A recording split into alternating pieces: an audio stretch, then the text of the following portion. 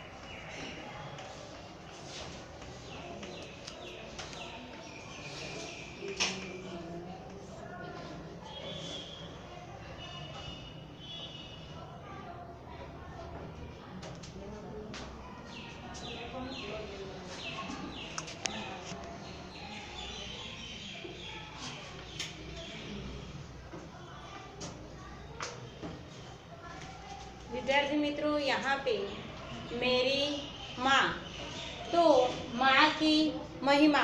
हमारे जीवन में माँ की क्या महिमा है? तो माँ शब्द में कितनी मिठास है।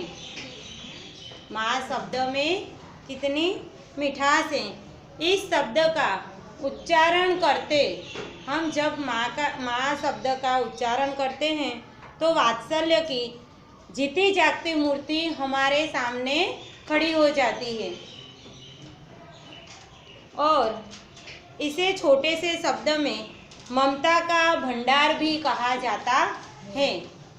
माँ को एक जिम्मेदारियाँ, जैसे कि परिवार की जिम्मेदारियों में व्यस्त।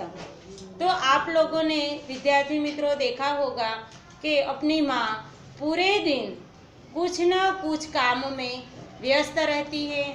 जैसे कि अपने सुबह से शाम तक अपना खाना पीना, पढ़ाई, अपने पिताजी, तुम्हारे पिताजी ऑफिस जाते हैं तो उनके लिए कपड़े इस्त्री करना, खाना बनाना, कपड़े धोना, इस सब काम में वो जिम्मेदारियों से ये सब कार्य करती है। तो वह घर की साफ सफाई करती है, वह घर को सजा कर भी रखती है और वह परिवार के हर सदस्य का पूरी तरह से ख्याल रखती है। और मेरी पढ़ाई लिखाई, भोजन, कपड़े आदि का इंतजाम मेरी माँ करती है। आप लोगों ने देखा होगा कि तुम्हारी माँ सुबह उठकर तुम्हारे लिए, सबसे पहले तो तुम्हारे लिए चाय नाश्ता, सुबह जल्दी उठ जाती है, भगवान की पूजा करती है। इतनी सारी जिम्मेदारियाँ माँ पर होती हैं, सबका ख्याल रखती है। परिवार में कहीं आना जाना हो, कहीं किसी को कोई दिक्कत न हो, सबका ख्याल माँ रखती है। माँ की जिम्मेदारियाँ बहुत सारी जिम्मेदारियां उसके माथे पर हैं। उसके बाद है स्वभाव की विशेषता। तो मेरी माँ बहुत मिलनसार और दयालु है। माँ हमेशा दयालु ही होती है। उसको वो गुस्से में आकर एक बार हमको डांट देती है, उसके बाद फिर उसको दया आ जाती है। माँ कभी अपने बच्चे पर ज़्यादा गुस्सा नहीं करती। तो वह घर की और रिश्तेदारों और मेहमानों का प्रसन्न होकर स्वागत करती हैं। मेरे मित्र और मेरी बहन की जो सहेलियाँ घर पर आती हैं उसका भी अच्छे से ख्याल रखती है और उसको भी प्यार करती हैं। वो घर के नौकर चाकर भी अपने माँ को अच्छा ख्याल रखती हैं। तो मेरी माँ धार्मिक विचार की है। मेरी माँ धार्मिक विचार की है। वो सुबह उठकर मंदिर जाती है, पूजा अर्चना करती है। इस तरह वह धार्मिक कार्यों में भी व्यस्त रहती है। जैसे कि हमारे घर में भी एक छोटा सा मंदिर है। मेरी माँ सुबह शाम उस मंदिर में दीपक जलाती है, अगरबत्ती करती हैं, भगवान के चरणों में फूल चढ़ाती हैं और हाथ जोड़कर भगवान से पूजा करती हैं। तो अंधविश्वासों और रूढ़ियों को नहीं मानती। वह छुआछूत में विश्वास नहीं करती। मेरी माँ का मन उदार और हृदय विशाल है। वह खूब पढ़ना चाहती हैं, लेकिन वह मेरी माँ पढ़ी लिखी नहीं है। उसका इच्छा है कि पढ़ लिख कर योग्य बने और अपने पैरों पर खड़े हो, ईमानदार और स्वाभाविक नागरिक बने। ऐसी माँ के बहुत सारे सपने होते हैं। तुम लोगों को तुम्हारे कार्य करती है अच्छे से, तुम लोगों को पढ़ने के लिए प्रेरणा देती है, आगे बढ़ती है और सोचती है माँ कि मेरा भी बेटा अच्छे से या मेरी बेटी अच्छे से पढ़ लिख कर आगे बढ़े, वो भी इंजीनियर बने, वो भी डॉक्टर बने। ऐसे माँ के भी कुछ सपने होते हैं। वो ये सब तुम लोग जब आगे बढ़ते हो वो देखकर उसको बहुत सारी खुशी महसूस होती है। तो सचमुच माँ स्नेह, ममता, कर्तव्य पालन का सद्भाव करती है। मेरे जीवन का निर्माण का श्रेय मेरी माँ को ही है। मैं अपनी माँ को बहुत प्यार करता हूँ। सुबह उठकर सबसे पहले मैं अपनी माँ के चरण छूता हूँ। वह मुझे आशीर्वाद देती हैं। माँ की सेवा, प्यार और ममता का ऋण कभी नहीं चुका सकते। माँ जो हमें प्रेम देती है, पहले माँ को हम पर गुस्सा भी आता हो तो एक बार तो वो डांटती है हमको, फिर थोड़ी देर के लिए उसको गुस्सा आता है, उसके बाद वो वापस हमसे प्यार से बात करती है। इसीलिए माँ का ऋण कोई चुका नहीं सकता, माँ का स्थान कोई नहीं ले सकता। तो माँ तुझे सत सत प्रणाम। तो विद्यार्थी मित्रों, ये मेरी माँ के बारे में मैंने आप लोगों को समझाया। अब आप लोगों को इसके बारे में निबंध लिखना है।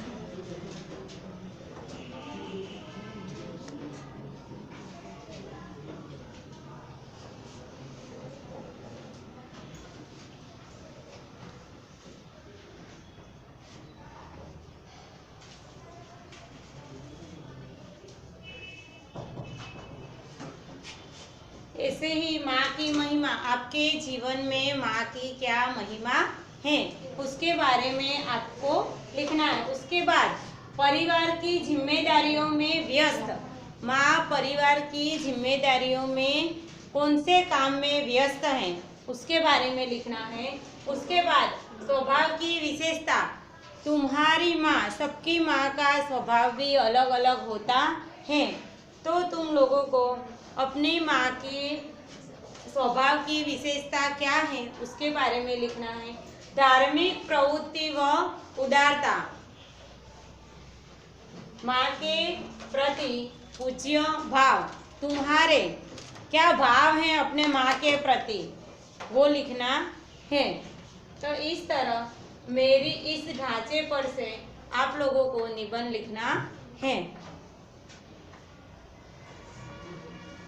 જેવી રીતે ગુજરાતીમાં તમે જુઓ છો કે મારી માં એટલે કે માં તો માં બીજા બધા વગડાના વા, એવી રીતે એક કવિતા પણ આવે છે કે મીઠા મધુને મીઠા મેહુલા રેલોલ, जननी जोड़ सखी नहीं जड़े रेलोल, यानी कि तुम लोग कहीं पर भी जाओगे सब मिलेगा आप लोगों को, पैसा देकर सब खरीद सकोगे, माँ बाप मिलेंगे आप लोगों को नहीं मिलेंगे, कहीं पर भी जाओगे कैसे भी आप कार्य करोगे कैसे भी होगे तो भी माँ, तुम्हारी माँ कभी ऐसा नहीं कहेगी कि मेरा बेटा खराब है या मेरी बेटी खराब है, हमेशा आप लोगों को अकेले में डांटेगी, सबके सामने आपको कभी नहीं बोलेगी, हमेशा आपका मान सम्मान करेगी। इसीलिए आपको भी अपनी माँ के प्रति आपके मन में कैसे भाव हैं ये आप लोगों को लिखना है।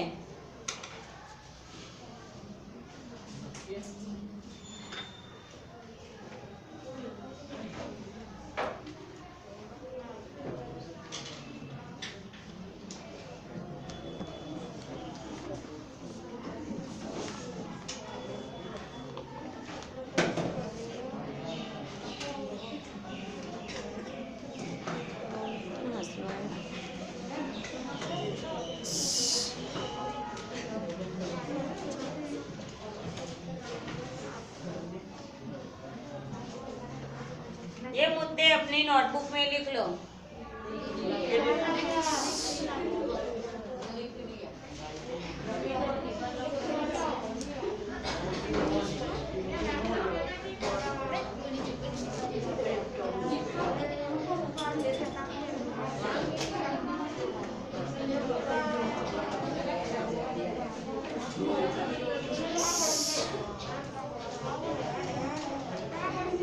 अब हम देखेंगे घायल सैनिक की आत्मकथा।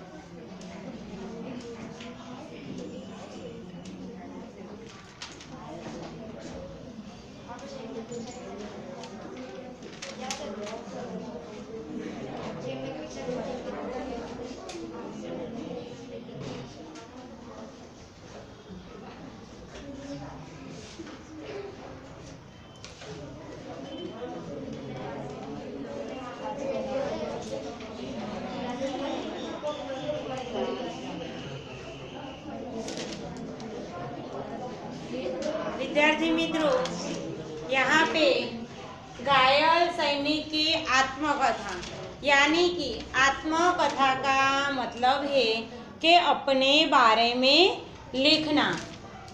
तुम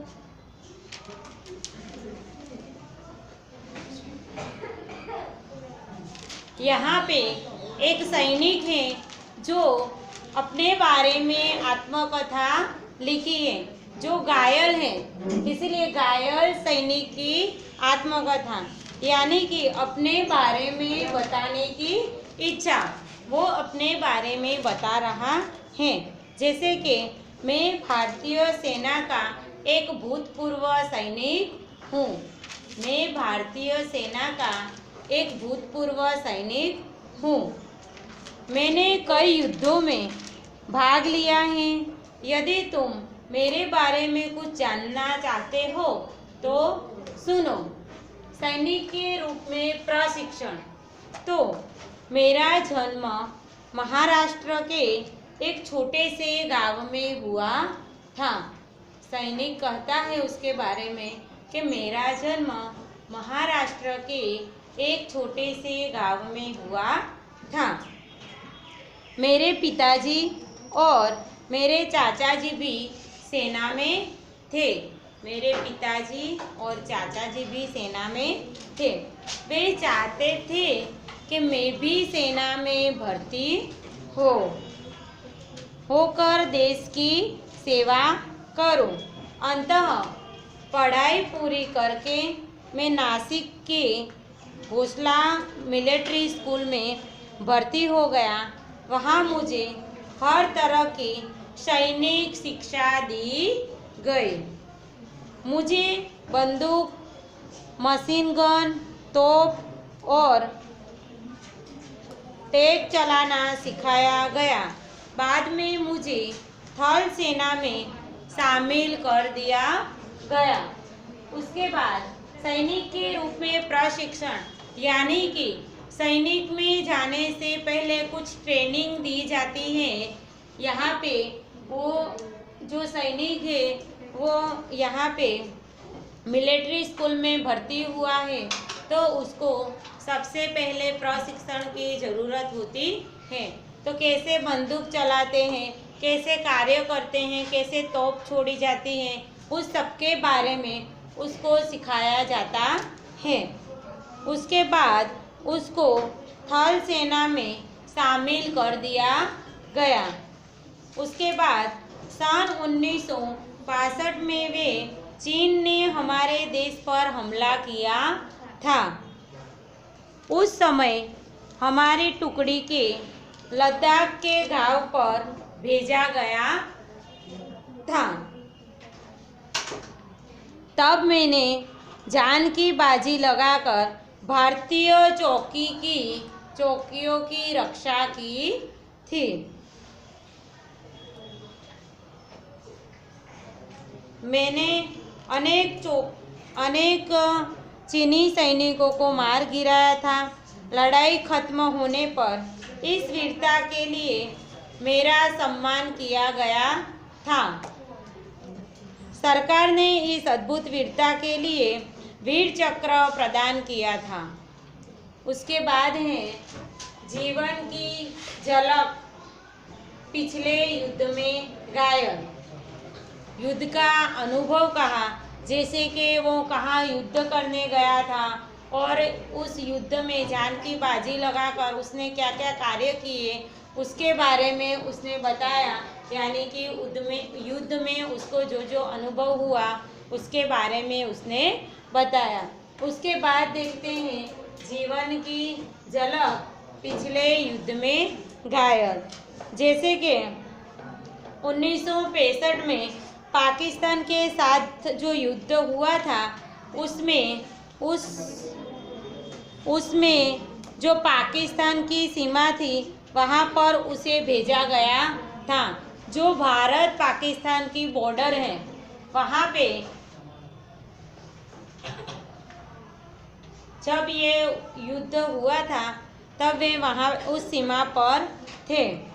तो वहाँ मैंने पाकिस्तान के कई टैंक नष्ट कर दिए गए थे। जैसे कि दुश्मनों ने पाकिस्तान पे, भारत पाकिस्तान का जब युद्ध हुआ था तब ये सैनिक कई सैनिकों को मार गिराया, पर उसको भी एक गोली लगी थी और वो घायल हुआ था। तभी उसने अपने बारे में एक आत्मकथा लिखने का सोचा। तो फिर उसने यहाँ पे अपने जीवन के बारे में कहा कि पाकिस्तान के कई टेक उसने नष्ट कर दिए, दुश्मनों के कई सैनिक के मौत के घाट उतार दिए गए। सरकार ने इस अद्भुत वीरता के लिए वीर चक्र भी उसको प्रदान किया था। सेना में रहते हुए हर साल कुछ दिनों के लिए मैं छुट्टी लेकर अपने गांव में भी आता था। सैनिक अपने बारे में, अपने गांव के बारे में कहता है, गांव की सेवा। जब देश की सेवा करते करते थोड़ा टाइम के लिए उनको जब छुट्टी मिलती है तो छुट्टी लेकर वह कहाँ आया था? अपने गांव आया था। तब थोड़े दिन की छुट्टी लेकर वह अपने गांव आया था। माँ की ममता और बच्चों का स्नेह पाकर वह बहुत खुश था। तो उसने अपने दोनों बेटों को लड़ाई के किस्से सुनाए थे। जब वो वहाँ भारत पाकिस्तान के जो युद्ध चल रहा था, उस युद्ध में उसने किस तरह युद्ध किया वह उस दोनों बेटों को घर आकर बता रहा था, किससे सुना रहा था। तभी उस छुट्टियाँ ख़त्म होने पर फिर अपनी ड्यूटी पर वापस लौट जाता है। 1971 में पाकिस्तान ने फिर हमारे देश पर हमला किया। उस समय मुझे देश की पश्चिमी सीमा पर तैनात किया गया था। हमने जान की बाजी लगाई, दुश्मनों का मोर्चा तोड़ा। इसमें मेरे कई साथी लड़ते लड़ते शहीद हो गए थे। मैं बुरी तरह घायल हो गया था। आखिरकार पाकिस्तान को हार माननी पड़ी। पाकिस्तान उसके हाथ से निकल गया। पूर्व पाकिस्तान स्वतंत्र बांग्लादेश बन गया। पूर्व जो पाकिस्तान था वो अभी क्या है? बांग्लादेश। जब युद्ध में हम जीत गए उसके बाद उसको बांग्लादेश नाम दिया। अब तो मैं अपने गांव में ही रहता हूँ। गांव की छोटी बड़ी सेवा करता हूँ कि लोग मेरा बहुत आदर करते हैं। जय जवान, जय किसान, जय भारत। तो इस सैनिक ने अपने जो आर्मी स्कूल में भर्ती हुआ था और उसके बाद उसने उसकी नौकरी यहाँ पे आर्मी में लगी थी। तब वहाँ उसने भारत पाकिस्तान का जो युद्ध हुआ था उसके बारे में, उसके जीवन में क्या क्या घटनाएं घटी ये उसने लिखा है। तो आत्मकथा यानी कि अपने जीवन में जो भी प्रसंग बने हैं वो इस सैनिक ने अपने बारे में लिखे हैं। तो ये आप लोगों को अब लिखना है। ये यहाँ पे जो मैंने मुद्दे दिए हैं उस पर से आप लोगों को आत्मकथा लिखनी है। ये मुद्दे लिख लो।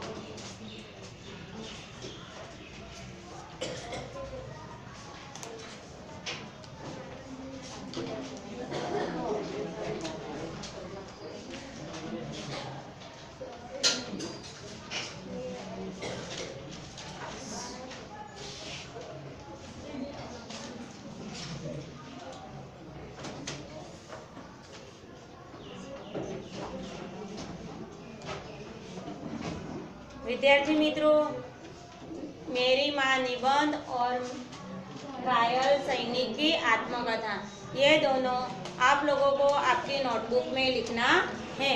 और होमवर्क में एक किसान की आत्मकथा आप लोगों को अपनी नोटबुक में लिखना है। आज का ये लेक्चर यहाँ पे पूर्ण होता है। नमस्ते।